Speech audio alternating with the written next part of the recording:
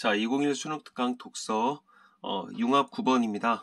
일단 인문 더하기 과학 그런 지문이겠죠. 일단 먼저 단락부터 나누고서 출발해 볼까?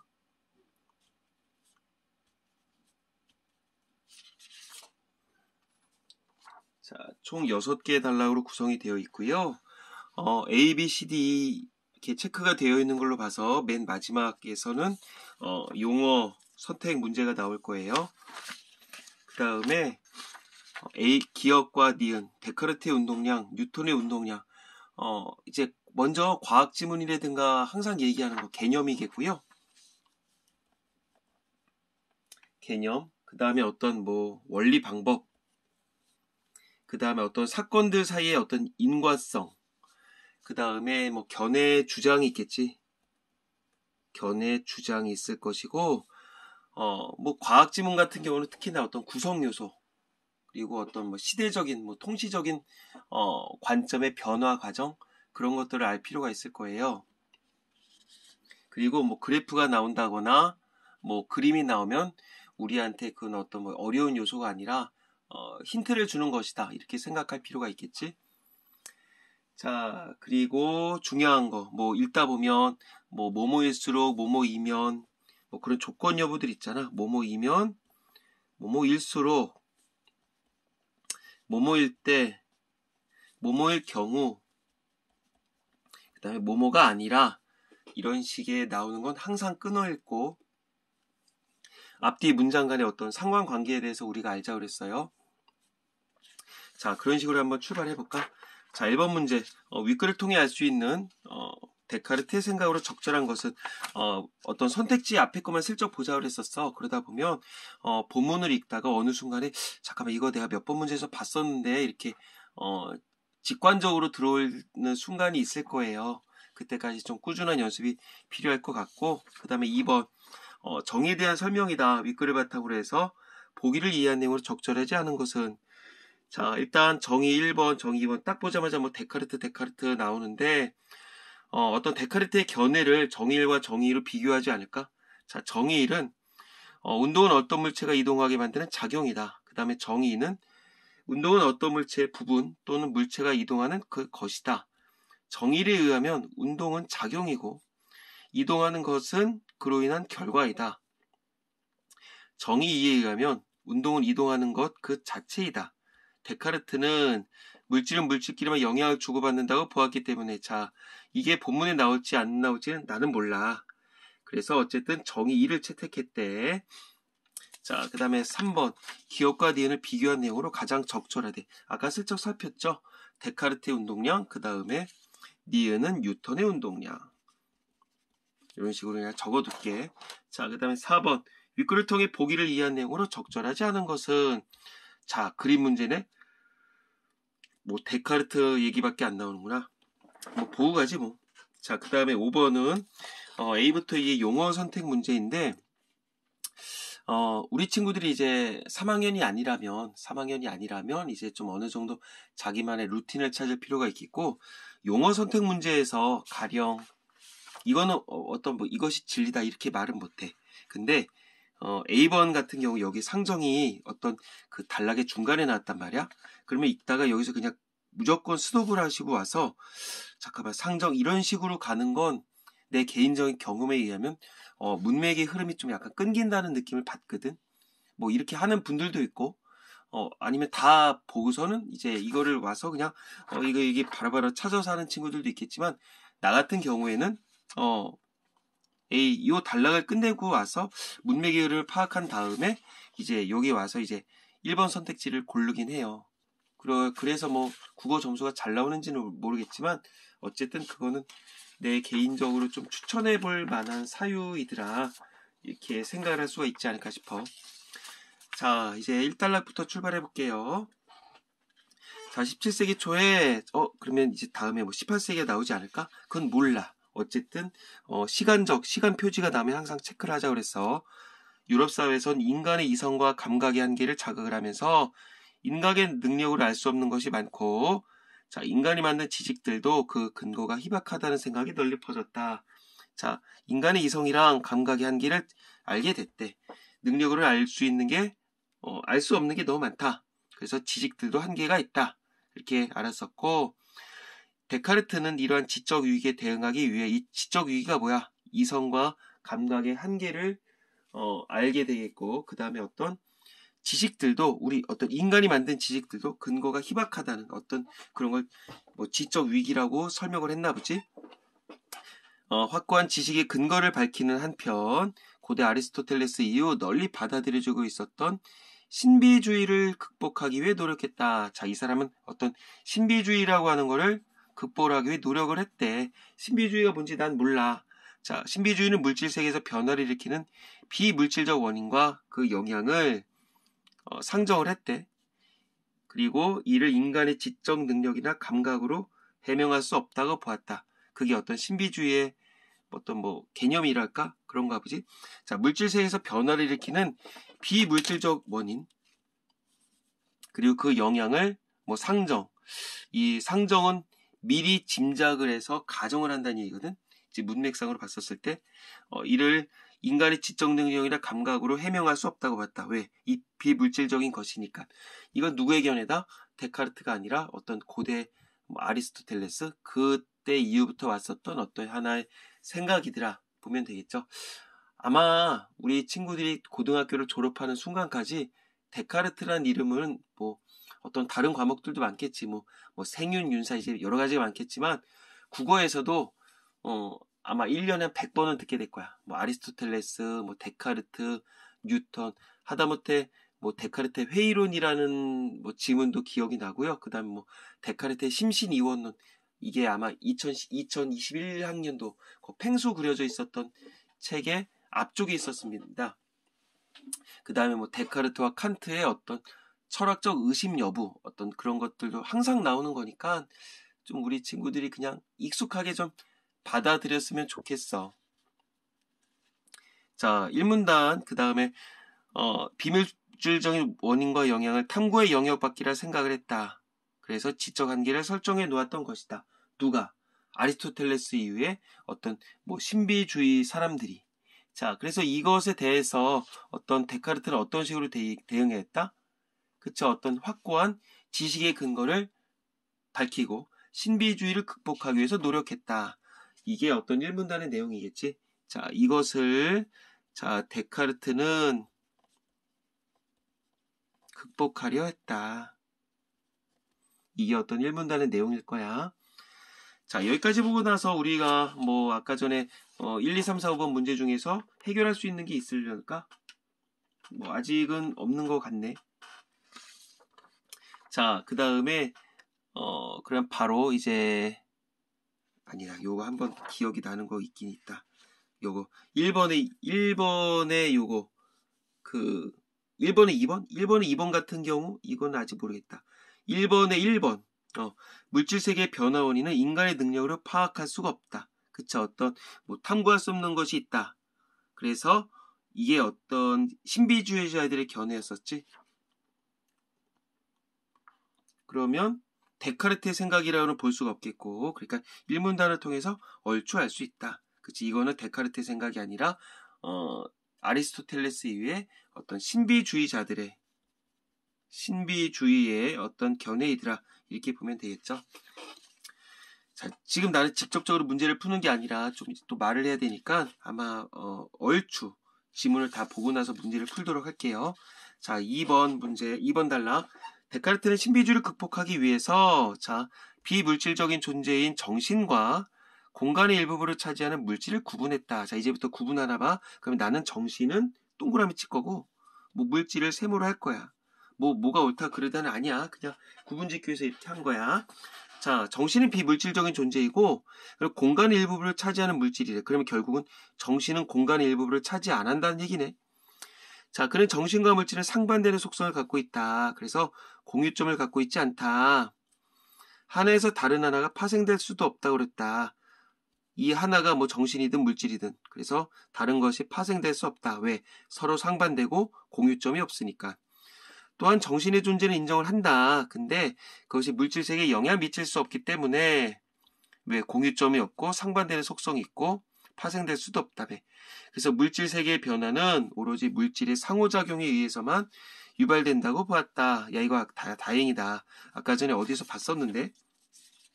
2번인가? 그치. 2번에서 이 보기를 우리가 아까 안 읽고 왔어도 될 거야. 근데 어쨌든 여기선 물질은 물질끼리만 영향을 주고받는다고 했었거든. 그게 여기 공교롭게 그대로 나왔단 말이야. 자, 데카르트는 신비주의가 범하는 근본적인 오류는 비물질적인 것이 물질 세계의 변화를 유발한다고 간주하는 데 있다고 봤다. 즉, 비물질적인 것이 물질 세계의 변화를 유발한다. 이게 데카르트의 생각은 아닌 거지. 아까 여기 나왔었던 1문단에 나왔었던 신비주의자들의 어떤 신비주의의 견해이겠지. 어떤 비물질적인 원인과 영향을 상정했다며. 그러니까 데카르트가 보기엔 그것의 어떤 한계를 설정을 했고, 물질 세계에서의 변화는 오로지 물질들끼리만 어떤 상호작용에 의해서 이루어진다. 왜? 비물질, 즉 정신과 물질은 서로 상반되고 공유점을 갖지 않고 서로 간에 어떤 파생될 수도 없다고 본 것이다. 누가? 데카르트가. 이렇게 보면 되겠지. 그러면 데카르트는 좀 이원론이라고 얘기를 할까? 이원론? 굳이 없는 얘기를 해서 우리 친구들 복잡하게 할 필요는 없겠지만 하나에서 다른 게 파생되어 나오는 건 아니니까 우리가 그냥 이원론이라고 하지 뭐. 중요한 건 물질 세계의 변화는 오로지 물질 상호작용에 의해서만 유발이 된다. 그게 어떤 이 양반 데카르트의 견해라고 볼 수가 있겠지. 자, 그 다음에 사실은 1번 문제에서 몇 가지를 해결할 수가 있겠지만 그냥 넘어갈게요. 자, 3번. 데카르트는 모든 자연의 변화가 물질 세계를 이루는 입자들의 운동에 의해 이루어진다고 보고 독자적인 운동론을 구축했다. 자, 중요한 것 같아. 모든 자연의 변화. 이건 물질이겠지? 물질 세계를 이루는 입자들의 운동에 의해 이루어진다. 그리고 독자적인 운동론을 구축했다. 그러면 독자적인 운동론을 구축을 했다면 데카르트 이전부터 운동론은 있었다고 보는 거겠지. 이 사람은 그거에 반기를 들고선 어떤 독자적이라고 얘기를 하는 걸 테니까. 그는 운동은 물체를 움직이게 하거나 정지하게 하는 능동성을 가진 작용이 아니라 이동 자체로 봤다. 자, 누가? 데카르트는 운동을 그 이동 자체로 봤다. 뭐가 아니라 능동성을 가진 작용이 아니라. 그러면 그 이전 사람들은 운동이라고 하는 걸 능동성을 가진 그 작용이라고 봤다는 얘기겠지? 이거 득템이다, 득템. 아까 전에 2번 문제에서 있었잖아. 운동은 작용이다. 운동은 이동하는 것이다. 이렇게 얘기했었는데 여기서 그런 얘기가 나오는 것 같아. 그래서 이게 어떤 독자적으로 봤다는 얘기야. 즉 먼저 사람들은 운동이라고 하는 건 능동성을 가진 작용이라고 봤었는데 이 데카르트는 그렇게 안 보고 이동 그 자체로 봤다는 얘기야. 그는 신이 물질 세계를 창조하고 입자들의 최초의 이동과 정지를 부여하고 손을 떼었으며 입자들은 같은 운동 상태를 유지하려 한다고 보았다. 독자적으로 이렇게 생각했다는 얘기지. 자, 신이 물질 세계를 창조했대. 인정을 하나 봐. 입자들의 최초의 이동과 정지를 부여했대. 인정했나 봐. 그리고 손 뗐대. 입자들은 물질 세계에서 지네들끼리 어쨌든 같은 운동 상태를 유지하려 한다고 봤대. 즉 어떤 신의 최초의 작용에 대해서 인정을 한 거네. 최초의 작용 이후 누가? 이 신이 하는 최초의 작용 이후 물질 세계의 변화는 화면에 보이나? 오로지 입자들의 이동과 충돌에 의해 이루어진다는 것이다. 즉 신은 손을 뗐다며. 누가 생각하기에? 데카르트가 생각하기에. 자, 이러한 견해는 입자들 간의 충돌에도 운동량의 총합은 변화가 없다는 것이 전제되면, 자, 운동량의 충돌에도 운동량의 총합은 변화가 없다는 것이 전제가 되면 신의 완전성이나 물질 세계의 영원성과도 모순되지 않는다. 즉 신의 존재에 대해서 고려를 할 필요가 있다는 거야, 없다는 거야? 있다는 거겠지. 자, 다시 요 단락에서 어떤 얘기를 했었냐면 데카르트의 독자적으로 제기했던 운동론의 어떤 방법에 대해서 얘기를 했었었고, 자, 신은 물질 세계를 창조를 한다. 그리고 최초의 이동, 정지를 부여했다. 그리고 최초의 작용 이후에 어떤 물자들은 한다. 어떤 입자가 아까 뭐였었어? 뭐 어떤 공간의 일부를 차지한 다음에, 자, 입자들의 어떤 이동과 충돌에 의해서 물질 세계의 어떤 변화가 이루어진다. 즉, 신의 존재는 인정한다. 신의 존재에 대해서 우리는 고려할 필요가 있다. 그것도 적어줘야 되나? 신의 존재에 대해 고려할 필요가 있다. 이게 어떤 3분단의 정리라고 볼 수 있지 않을까?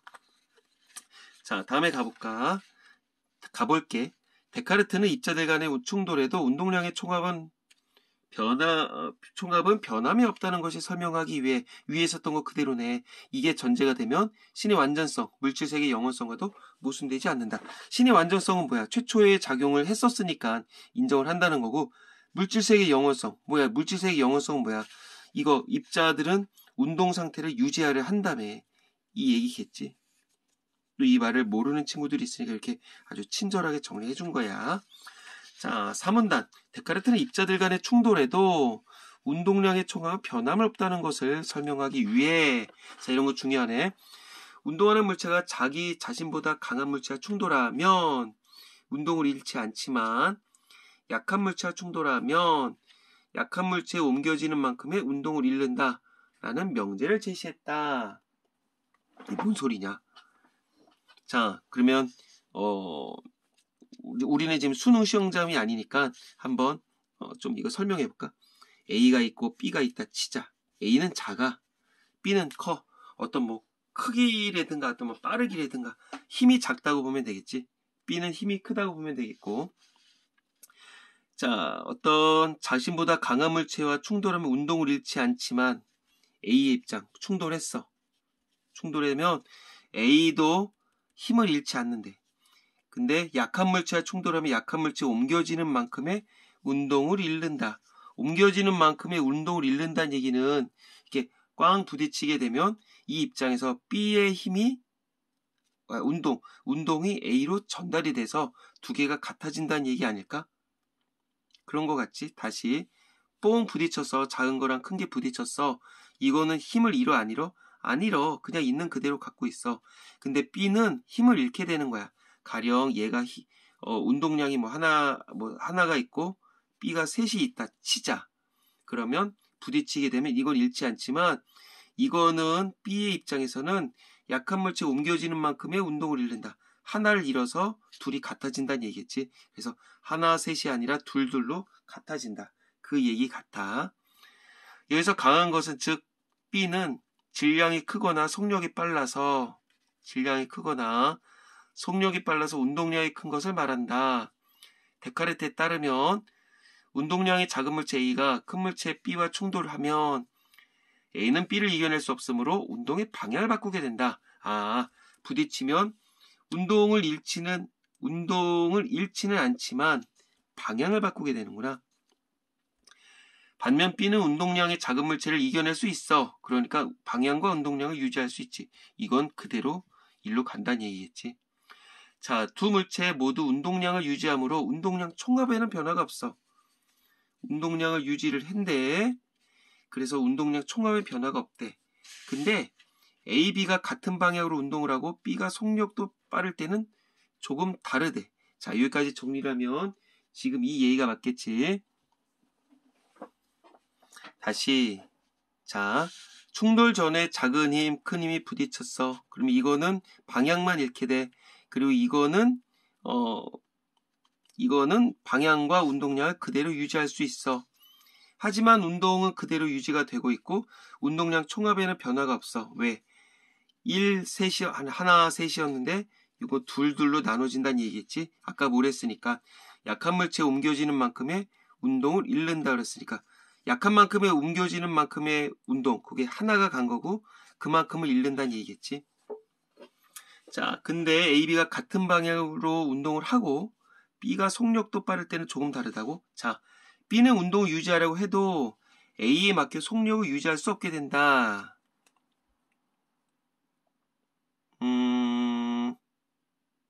B는 속력의 일부를 A에 전달하고 결국 두 물체의 속력은 같아지게 된다. 이 얘기를 한 거네. 가령 만약에 원래 이전에 이건 전 후라고 하고 전에 일로 가고 있었어. 그 다음에 뒤에도 일로 가고 있었어. 그랬으면 얘가 하나의 힘, 얘가 셋의 힘이라 치자. 그랬으면 B의 속력의 일부를 A에 전달한대. 이게 더 빠를 거 아니야. 그러니까 이걸 부딪히겠지, 뒤에서. 그렇게 되면 이 힘 하나를 일로 전달하게 된다는 얘기야. 그래서 결국은 이렇게 된다는 얘기겠지. 자, 이때도 A, B 각각의 운동량에는 변화가 있지만 운동량에 변화가 있대. 왜? 움직였으니까. 이건 왜냐면 이동을 했으니까. 하지만 운동량의 총합은 이 양의 총합에는 변화가 없더라. 있는 그대로 얘기를 한 거겠고, 아직까지는 뭐 특별할 건 없어요. 자, 데카르트의 운동량 개념은 물체의 질량과 속력의 곱으로 표현된다는 점에서 질량과 속도의 곱으로 표현되는 뉴턴의 운동량 개념과 유사하다. 뭐야? 질량이랑 속력의 곱으로 표현된대. 근데 뉴턴은 질량이랑 속도의 곱으로 표현된대. 자, 정신 바짝 차려야 되겠어. 질량 같은데 이 양반은 속력, 이 양반은 속도래. 그렇지만 뉴턴은 속력 대신 벡터양의 속도를 사용하여 방향성을 고려한 반면 속도는 벡터양인가 봐. 데카르트는 방향은 운동의 본질이 아니라고 봤다. 즉 데카르트는 운동의 방향에 대해서는 뭐 특별히 고려를 안 했다. 사실 저 뒤쪽에서 이제 이 강의가 다 끝나고 나서 문제를 풀면서 조금 이렇게 벡터양과 어떤 뭐 그 스칼라량이라고 있거든요.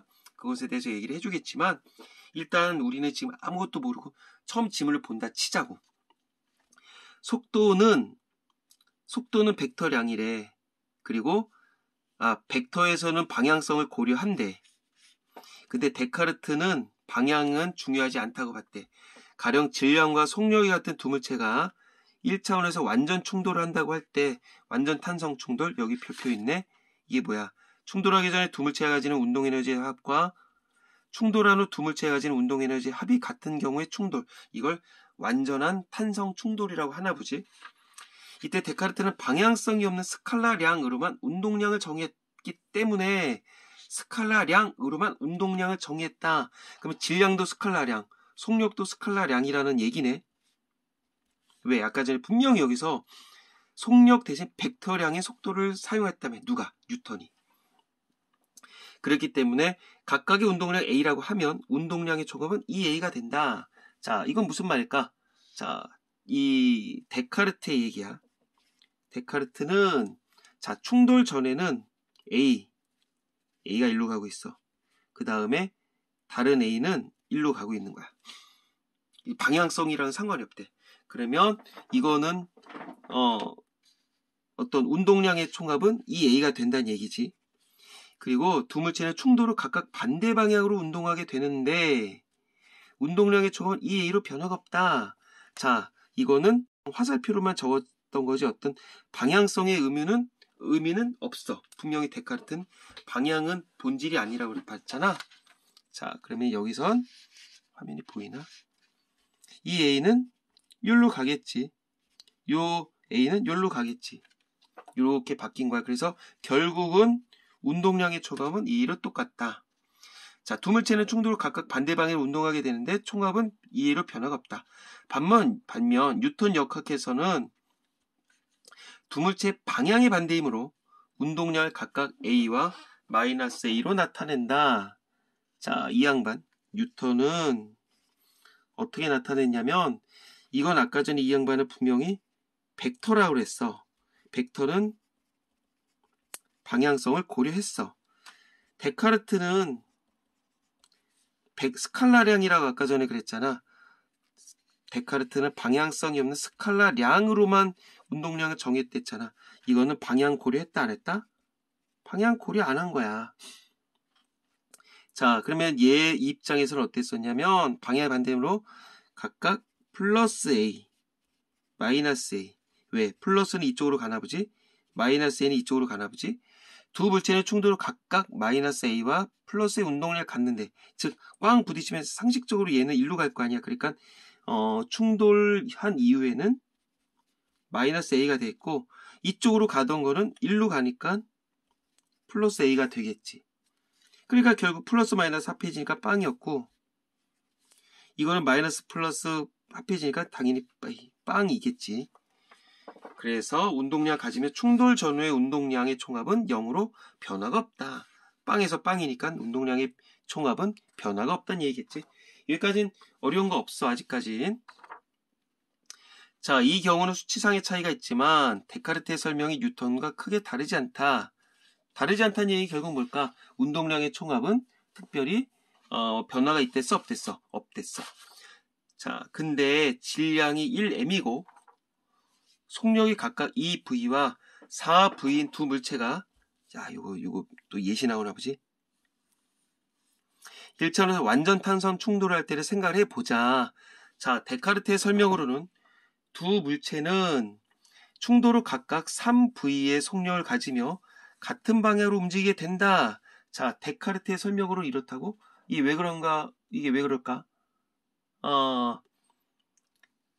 1m이고 속력이 각각 2v, 4v였었는데 완전 탄성 충돌을 하게 되면 각각 3v의 속력을 갖는데, 자, 그럼 여기 공간에다 한번 데카르트의 그 운동량 개념에 대해서 한번 정리를 해볼까? 아까 전에 데카르트는 운동량 개념을 어떻게 했었어?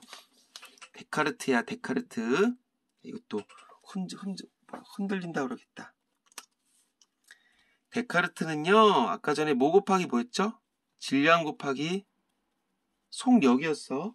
이거는 방향성 고려한다, 안 한다? 고려를 안 한다 그랬었지. 자, 그러면 이 사람의 입장, 즉 데카르트 입장에서는 이거 지금 여기 났었던 걸 계산해보면 A랑 B가 부딪힌다 치자.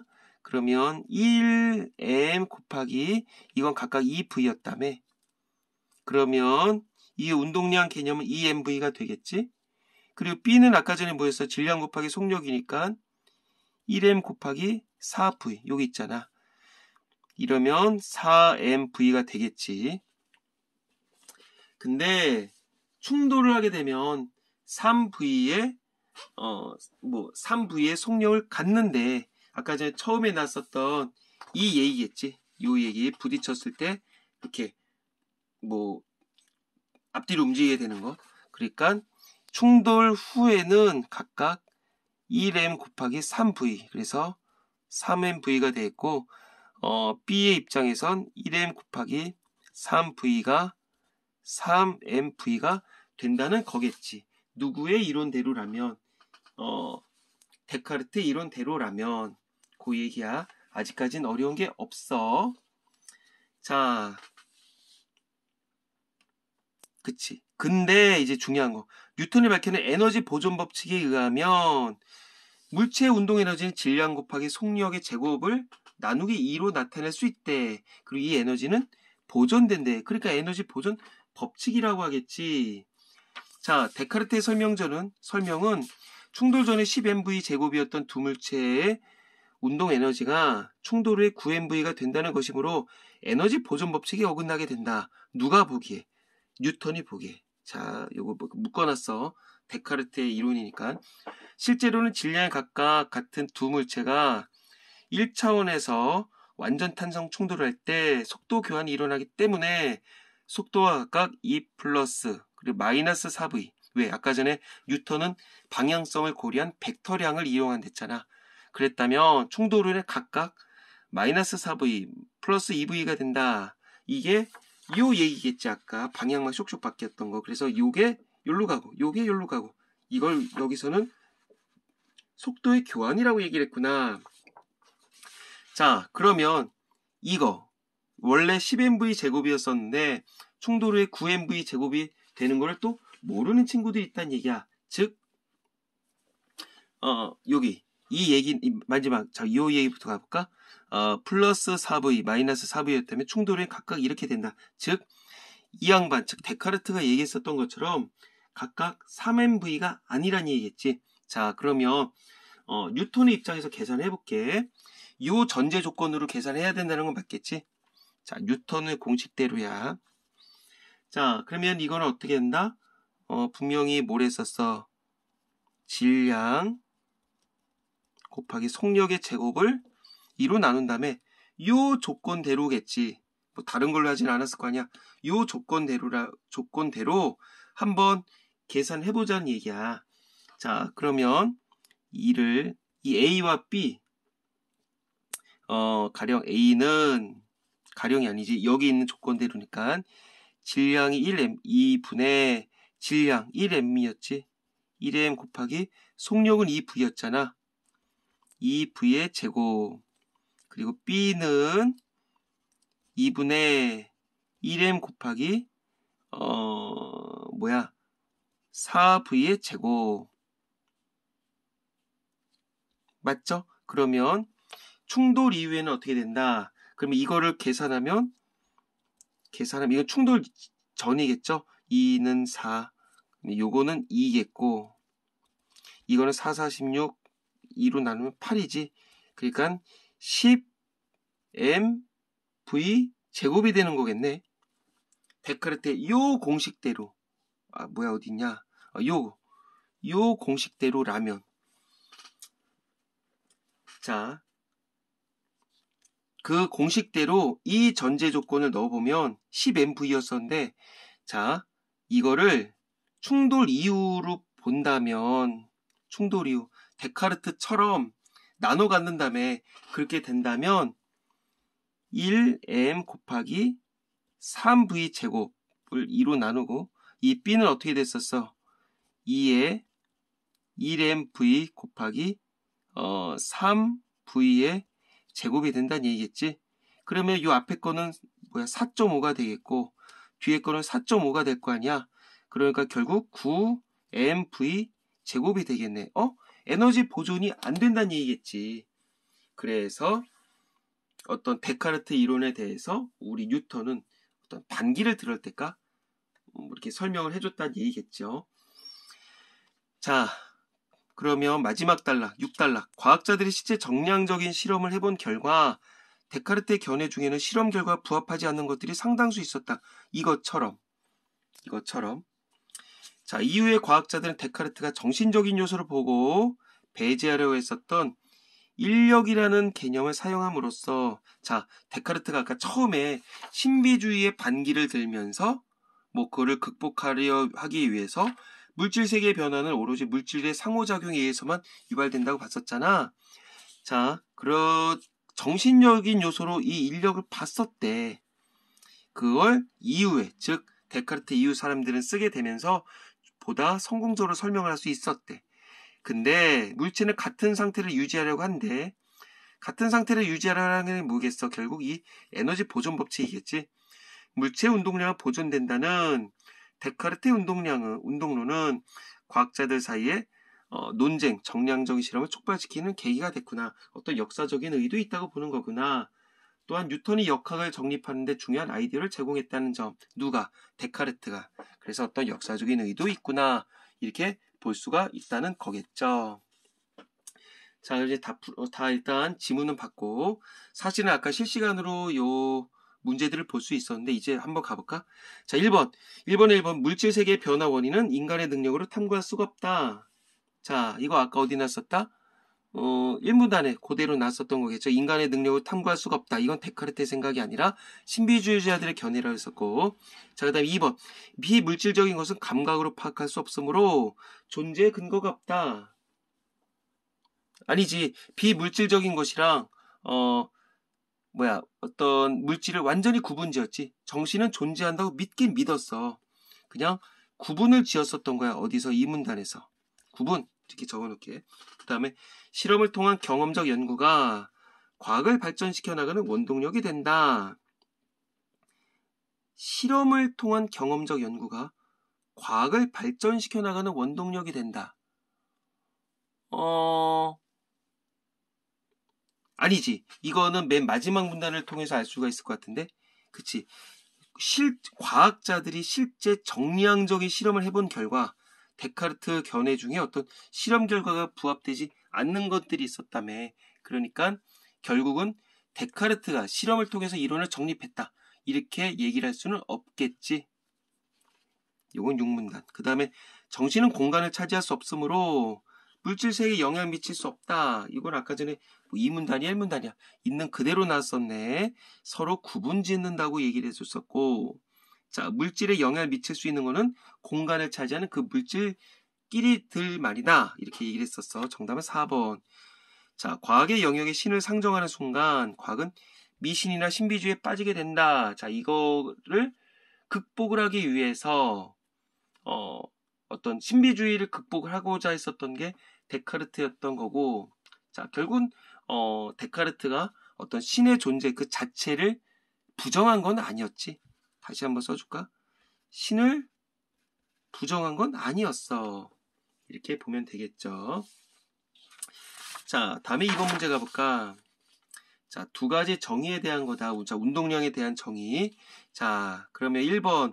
그리고 데카르트는 아까 전에 물질끼리만 영향을 주고받는다는 아까 두 번째 어떤 정의에 대해서만 얘기했었고, 즉 또 다른 작용의 원인이 있을 수 없다.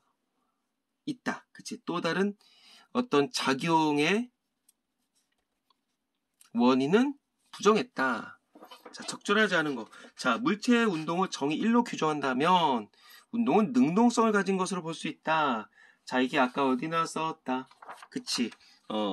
데카르트는 운동을 이동 자체로 보았고 능동성을 가진 작용이 아니라고 했네.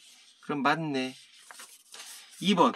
데카르트가 정의를 채택하지 않은 것은 작용의 주체에 대해 증명하지 못했기 때문이다. 자, 최초로 어떤 신의 작용에 대해서 인정을 했다 안 했다? 했다. 그러니까 틀렸다. 그치? 틀렸으니까 이게 맞겠지. 적절하지 않은 거 그러는 걸까? 그 다음에 3번. 데카르트는 정의 2를 채택하지만 최초의 이동은 신에 의한 작용으로 이루어졌다고 본다.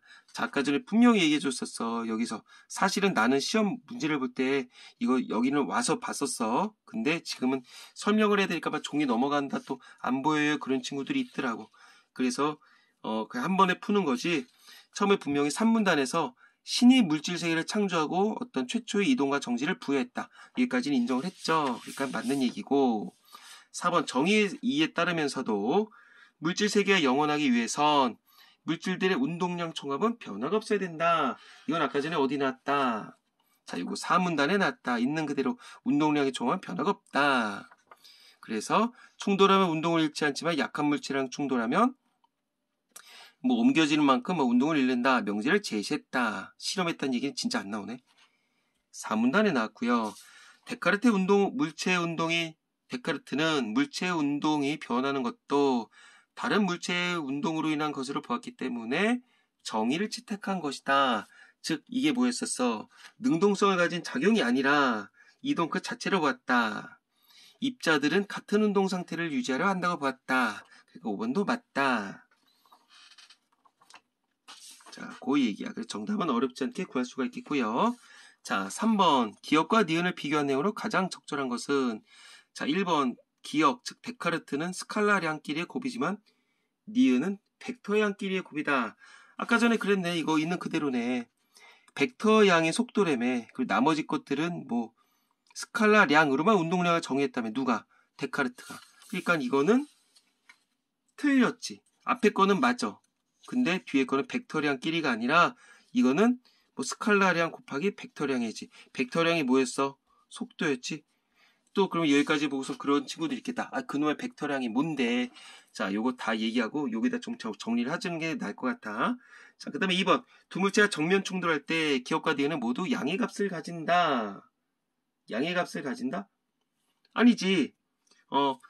양의 값을 가지는 거 기억만이겠죠. 근데 니은은 플러스 마이너스 꽝 부딪히면 마이너스 플러스로 되는 거 아니야? 이건 아니죠. 그 다음에 틀렸고 3번 질량과 속력이 같은 두 물체가 있을 때 두 물체의 기억과 니은은 같다. 두 물체의 기억과 니은이 같다. 이렇게 얘기를 할 수가 있나? 잘 봐야 될 것 같은데? 아니지. 그 니은 같은 경우, 즉 뉴턴 같은 경우 방향성을 갖는 값이라고 그랬었잖아. 그래서 질량과 속력이 같다고 해서 데카르트랑 같다고 할 순 없겠지. 왜? 이거 기억은 방향성이 없었고 니은은 방향성이 있었으니까. 그 다음에 두 물체가 완전 탄성 충돌을 한다고 할 때 기억은 보존되지만 니은은 보존되지 않는다. 아니지. 둘 다 보존되지. 둘 다 보존되지. 둘 다 보존. 또 얘기해줘. 이거 아까 여기 요 몇 문단이냐? 5문단의 맨 마지막에 그냥 있는 그대로 이거 설명 그대로 나와. 마지막에 5번. 운동하던 물체가 방향만 바꾸었을 때 기억은 변화가 없지만 니은은 변화가 있다. 왜 이렇게 얘기를 할 수가 있을까? 그치. 데카르트, 즉 기억은 방향성을 고려하지 않는 그 값이야. 그리고 운동의 방향이 바뀌었다 하더라도 변화는 없어. 근데 니은은 변화가 있지.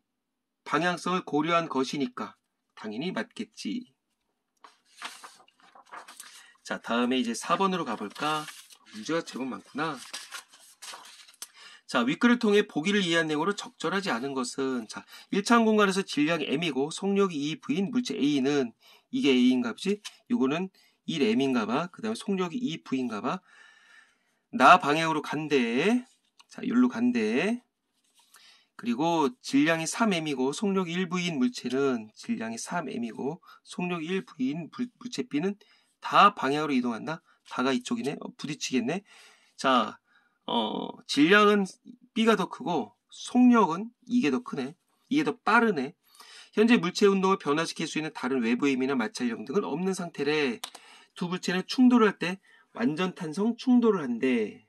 자, 슬슬 복잡해질 것 같은데 A의 운동 에너지는 B의 운동 에너지보다 크다. 자, 이거를 계산하자면 운동 에너지 아까 전에 어떻게 계산했다. 그치?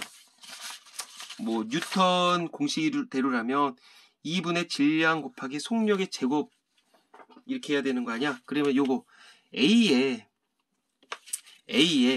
어떤 운동 에너지를 계산해 볼까? 그러면 A의 운동 에너지는 2분의 질량 1m 곱하기 2v의 제곱이야. 그러니까 이거는 2mv 제곱이 되겠지.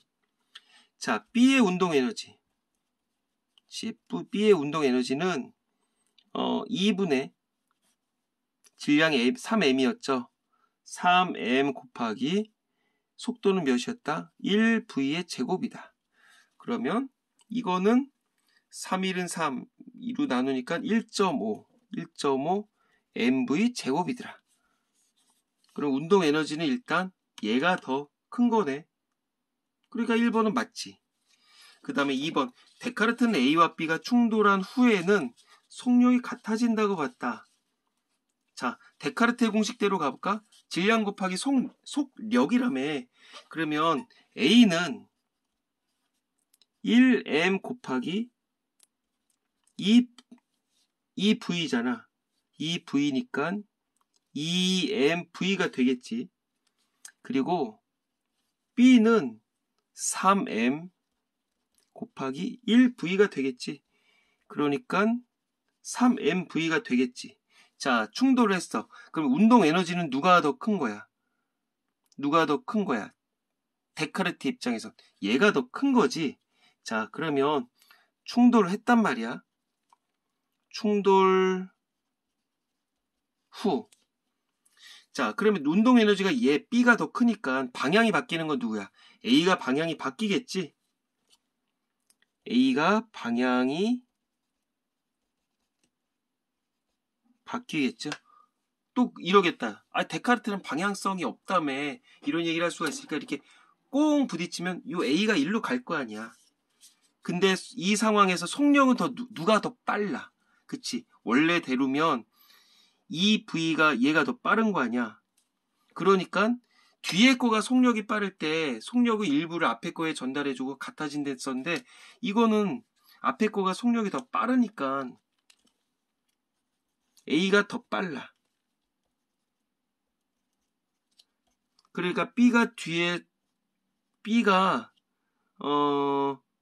B의 방해를 받는다 안 받는다. 그치? B의 방해를 안 받게 되겠지. 그러니까 속력이 같아질 수가 없겠지. 2번 틀렸네.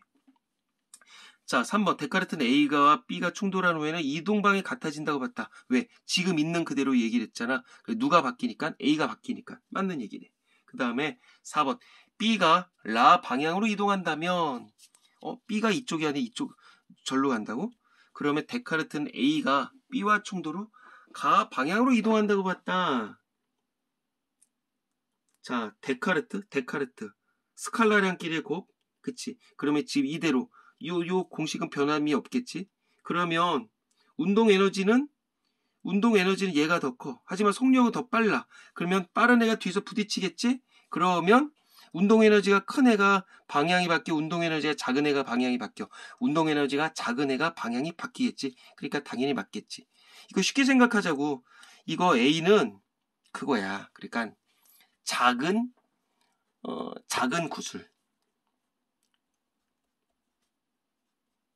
작고 작은 구슬, 빠른 구슬. 그리고 3 이거 B는 큰 구슬, 큰 볼링공. 느림. 이렇게 적어두면 되겠지? 그러면 상식적으로 보자고. 꽝 부딪히면 이게 방향이 바뀌겠냐? 안 되지. 그러니까 작은 구슬이 더 빠른 게 꽝 부딪히면 작은 구슬이 이게 방향이 바뀌게 되겠지. 그게 4번 얘기야. 자, 5번.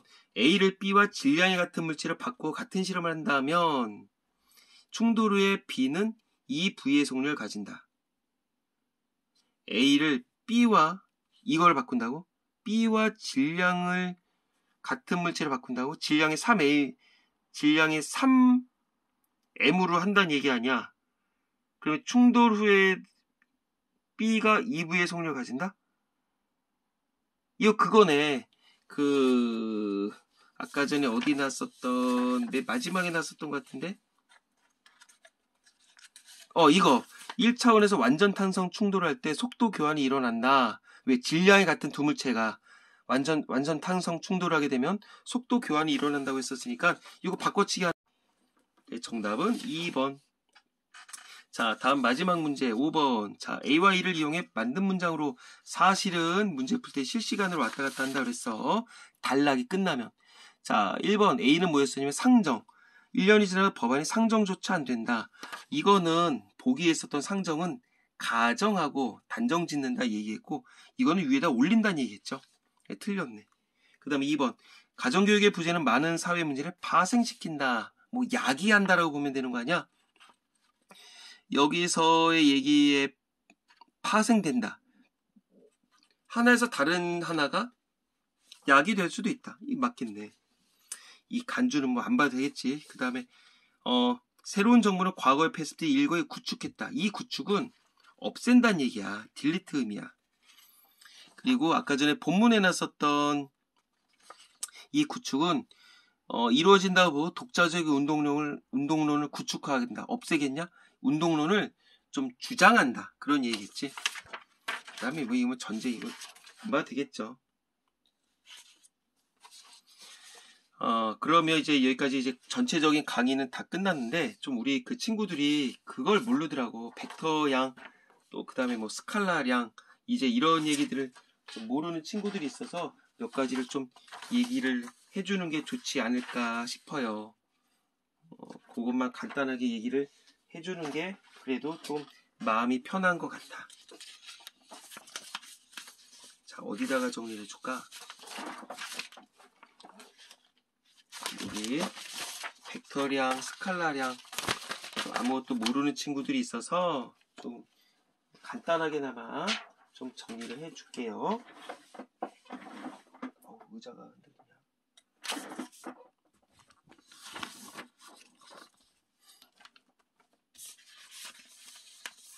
어디다가 정리를 해줄까?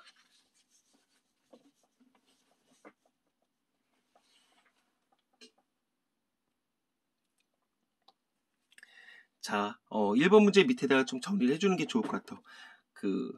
아직은 고등학교 교육이니까 그냥 스칼라량은 방향이 없다. 그 다음에 벡터량은 방향이 있다. 이렇게만 정리를 하자고. 자, 데카르트의 운동량은 그냥 간단하게 정리를 하는 거야. 질량 곱하기 속력이었었지. 흔히 얘기한, 그 다음에 이제 일단 여기까지 적자. 그 다음에 뉴턴은 아까 뭐였다? 질량 곱하기 속도였죠.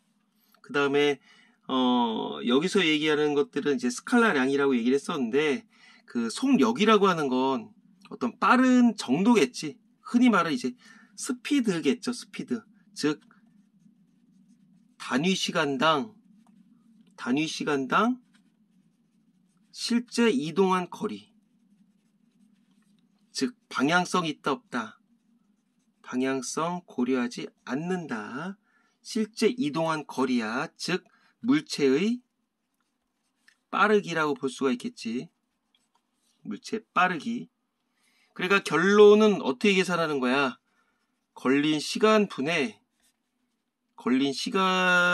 이동 거리라고 볼 수가 있겠지. 즉 이동 거리를 걸린 시간으로 계산을 하면 이게 속력이 되는 거겠고, 그 다음에 뉴턴의 입장에서 속도라 그랬었잖아. 흔히 말하는 이제 영어로 하면 이게 벨로시티지. 이건 벡터량이라 했었고, 방향은 고려를 한 다음에, 자, 그러면 이거 벨로시티고 아까 전에 속력은 스피드라 했었단 말이야. 그러면 이 벨로시티는 어떻게 하느냐? 단위 시간당